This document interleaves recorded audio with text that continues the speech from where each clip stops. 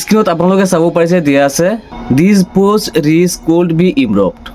এই প্ৰব্লেমটো কিহৰ কাৰণে হৈছে বহুতে নাজানে, যাৰ বাবে এই প্ৰব্লেমটো আহি থাকে। আপোনালোকে স্ক্ৰীনত লগাই দিছো চাওক, এইজনে বহুত কেইটা ভিডিঅ'ত একেইটা ভুল কৰিছে আৰু গোটেইকেইটা ভিডিঅ'ত একেই ভুল হৈ আছে। এইটো আপোনালোকে ডিলিট নকৰিব, এইটো ডিলিট নকৰি আপোনালোকে এইটো সংশোধন কৰিব পাৰিব, এডিট কৰিব পাৰিব। কেনেকৈ কৰিব আহক আমি এতিয়া দেখুৱাই দিওঁ। ভিডিঅ'ৰ তলত আপোনালোকে পাব চি ইনচাইট, ইয়াত আপোনালোকে ক্লিক কৰিব। এতিয়া আপোনালোকে ইয়াত প্ৰব্লেমটো চাব পাৰিছে, ইয়াত দিয়া আছে this post reach could be ইমপ্ৰুভড।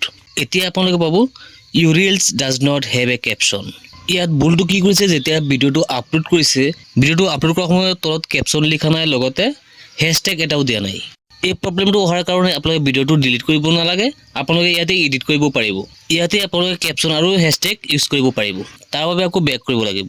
ইয়াত আপোনালোকে 3 লাইন পাইছে, 3 লাইনত আপোনালোকে ক্লিক কৰিব। আপোনালোকে এডিট পোষ্টত আপোনালোকে ক্লিক কৰিব। এতিয়া আপোনালোকে টাইটেল আৰু হেছটেগ বহুৱাই দিব, বহুৱাই আপোনালোকে ছেভ কৰি দিব। ছেভ কৰি ৰেফ্ৰেছ কৰিলে চাব পাৰিব যে এইটো ঠিক হৈ গ'ল। আপুনি যদি এতিয়ালৈকে ফ'ল' কৰে, ফ'ল' কৰি কমেণ্ট এটা কৰিবলৈ পাহৰি নাযাব।